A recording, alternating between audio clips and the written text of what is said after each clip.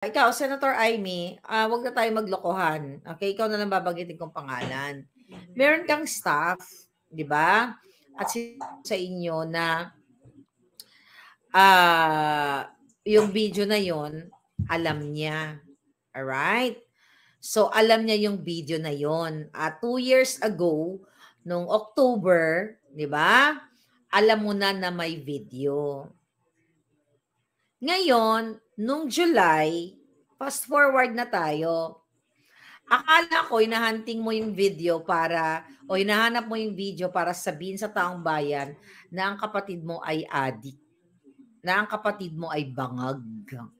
Pero lingid sa kaalaman ng taong bayan ay gusto mo palang pagtakpan ng kapatid mo. Huwag mo nang budulin si Inday Sara. Huwag ka na magdrama, may paiyak-iyak. Kunyari, kaibigan mo siya. Diba? At ikaw naman, Inday Sara, huwag ka nang magpabudol muli. Ikaw na rin mismo, nagsabi ka na never, no more, o never Marcos, no more Marcos. A few days ago ay nagkaroon na ng pag-announce itong bangag na administrasyon kung saan ay yung kanilang Senate slate. Sabi nga natin mga kababayan, imbis na pagkabalahan nila ang pagpapalago sa ating kinabukasan sa ekonomiya ng bayan, ay abalang-abala sila sa sa eleksyon, at ang mga balimbing ay nagsama-sama. So we'll talk about the mga slate nila ni Bangag. So ano ba itong mga eksenang kaganapan ni Amy Marcos? Alam ni Amy ang video, okay, independent manggagamit. Alright. So Amy, ano na ang mga eksena mo, mga hanash? So dahil, mga kababayan, ang drama ni Amy Marcos or ni Senator Amy Marcos ay nag-independent siya. Tatalakayin natin kung bakit siya nag-independent. Ano ba itong mga hanash na ito? Pero bago ang pagiging independent niya, gusto ko lang ipaalala kay Senator Amy Marcos na wala ka ng kredibilidad. Okay? Senator Amy, nakakarimarim. Okay? Dahil ang pagkonsinti mo sa iyong kapatid, alright, sabi mo nga ang iyong pangalan ng iyong ama, di ba? Nung kayo ay nanalo, ito ay pagre-redeem sa inyong pangalan. Pero sa kabila ng pagkapanalo, eto na nga, nakita ng taong bayan na ang kapatid mo ay bangag, at alam na alam mo naman, ngayong gabi na ito, meron tayong ibubukelya. Alright? So marami ka na kasing, Amy Marcos, marami ka na kasing hanash. Ang dami mong mga eksena noon, I think this first quarter of the year, nung nagsalita ka doon kay sa kongregasyon ni Senator Villanueva, na sinasabi mong napapaligiran ng ahas ang kapatid mo. Sabi mo pa nga, Panginoon, himukin mo ang aking kapatid, ganito, ganyan. Ano ba sabi mo exactly? Let's talk about that dramatization 101. Okay? Alright. Ang mga statement mo dati, sabi mo, Panginoon, ayun, sa GIL, Jesus is Lord Fellowship. Remember that, mga kababayan? Ang sabi ni Amy Marcos, Panginoon, haplosin ninyo nawa ang puso ng aking kapatid, ang puso ng kapatid mong itim at pulboronic. Ngayon sabi mo pa, buksan ninyo ang kanyang mga mata at ilayo sa mga demonyong nakapaligid sa palasyo. Dahil mo sinasabi, nakakarimarim na. So, alam mo naman na demonyo ang kapatid mo. Diba? Alam mo naman na demonyo yung asawa niya. Mga kababayan, gusto ko lang sabihin sa inyo, bago ko po inilabas ang Bulburon video, ay may idea si Amy Marcos. Okay?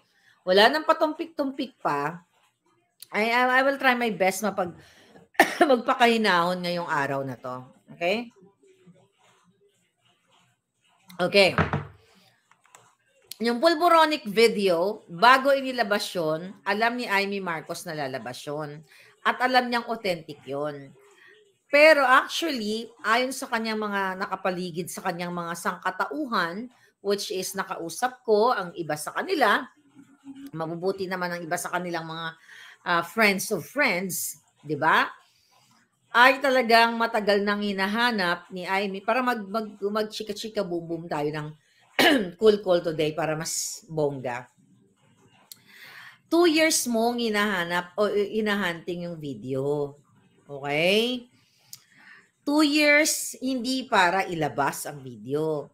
2 years kasi gusto mong huntingin yon yung video para makuha mo, hindi para sabihin sa taong bayan na ang kapatid mo ay Addictus Benedictus. Kaya hinahunting mo, matagal nyo nang hinahanap kasi maaring gusto mong bilhin para hindi na lumabas sa publiko, di ba? So ngayon, napag-alaman ko mga palangga, okay? Kasi meron siyang, kawawa kasi itong mga taong, actually, meron siyang, ikaw, Senator Amy, wag na tayo maglokohan. Okay, ikaw na lang babanggitin kong pangalan. Meron kang staff, di ba? At sa inyo na yung video na yon, alam niya. Alright? So, alam niya yung video na yon. At 2 years ago, nung October, di ba? Alam mo na may video. Ngayon, nung July, fast forward na tayo.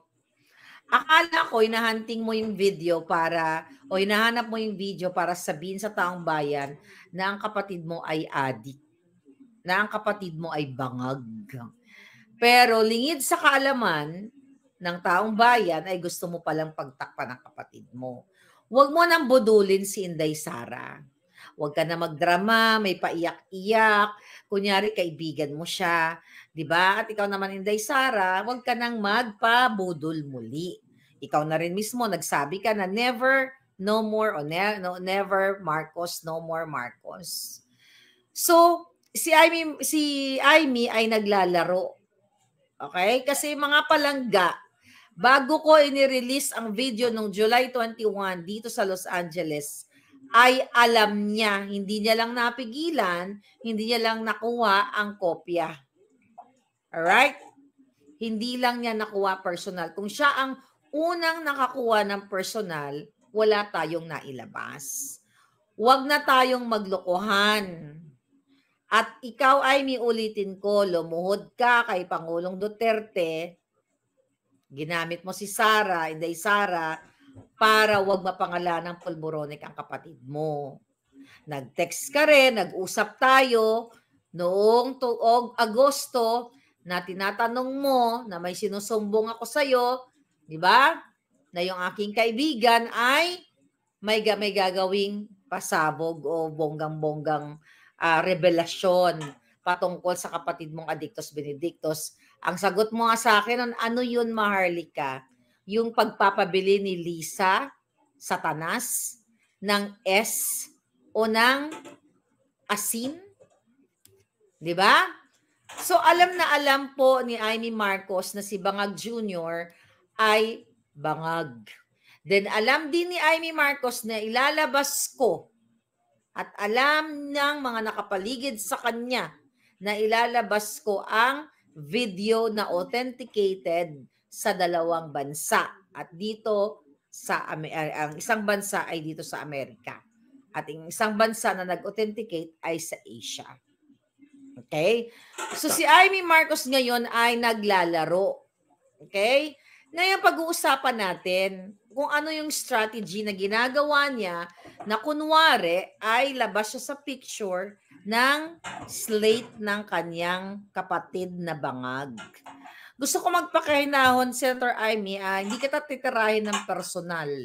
Titirahin kita ng bonggang-bongga sa iyong pagiging manggagamit. May mga hanash ka in the past na sinasabi mo, minabuti kong tumindig mag-isa upang wag nang malagay sa alanganin ang aking kapatid para wag nang mag-alinlangan ang aking mga tunay na kaibigan. O, di ba? Ang tunay na kaibigan, ito yung tatawag mo si Inday Sara. Di ba? Yan ang kaibigan mo. Pinili mong wag tumindig mag-isa. Hindi. Ang pagtindig mo ay isang kaduwagan at pagtatraidor sa bayan. Ulitin ko, ikaw na rin mismo ang nagsabi na ang kapatid mo ay pinapaligiran ng demonyo.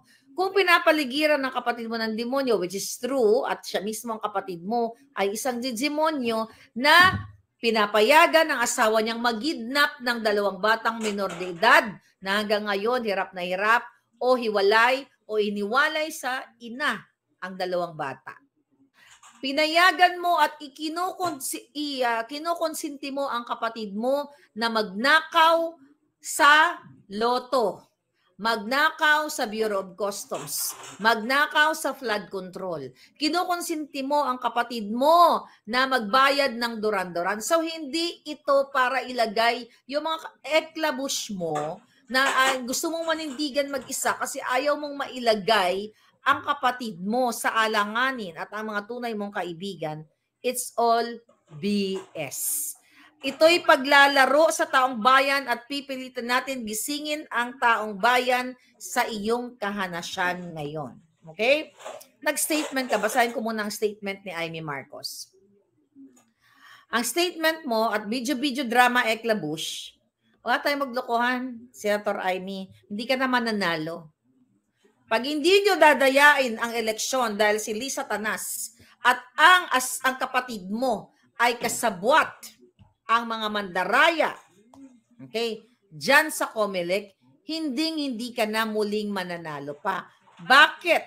Okay? Mamaya tatalakayin natin, babasahin ko muna yung iyong kahanasyan dite. Ano sabi niya dito? Alright. Okay. Amy Marcos. Asa na yon? Yung hitad. Ito pala. Dali lang. Okay. Ang sabi ng hitad, alright. Pati si Ping Lacson ay nag-independent na rin. We'll talk about Amy muna. Okay, ang sabi mo, taos puso ang aking pasasalamat kay Pangulong Bongbong. Nasa kabila na ng galit at labis na kalupitan ng ilan, ako'y ipinagtanggol niya at naisama pa sa alyansa. Sino ba yung sinasabi mo na sa kabila ng galit at labis ng kalupitan ng ilan? Diba? Are you talking to your in-law na Judas na Satanas? Ang dami mong pasakali. Ginagamit mo yung taong bayan. Sabi ko nga, kung hindi nyo dadayaan ng eleksyon, hindi ka na mananalong muli. Alright? Sabi mo pa, maraming salamat din sa NP, Nationalista Party, at sa aking mga kaalyadong patuloy ang pagtangkilik sa akin, naway manatili ang tiwala ninyo. 35 taon na nakalipas ngayong araw mula nang pumanaw ang ama ko. Ngunit buhay na buhay ang mga aral niya sa aking puso. Ano yung mga aral? Yung bang dikta? Anong aral? Yung mga aral na kababuyan? Ang aral na panggigipit sa mga kritiko katulad ng ginagawa ng kapatid mo, na minamana ng kapatid mo yung mga pangit na ginawa ng nanay at tatay mo nung panahong yun, na tama ang mga dilawan, na ang pamilya nyo ay diktador, kawatan, uubusin ang pera ng bayan. Wala na kayong kredibilidad. Although nakipag-alyado ang mga dilawang mga walang kredibilidad ngayon na dumidila sa kipay ni Lisa at sa pototoy ng kapatid mo para magkaroon ng kapangyarihan at pera, sinusukan na kayo ng taong bayan. Even ang kaibigan mong si Sara Duterte, Inday Sara, ay mismong nagsabi na no more Marcos, never again. Pinagsisihan niya dahil binudol mo siya. Itong mga strategy na ginagawa mo, ngayon, isa-isahin natin.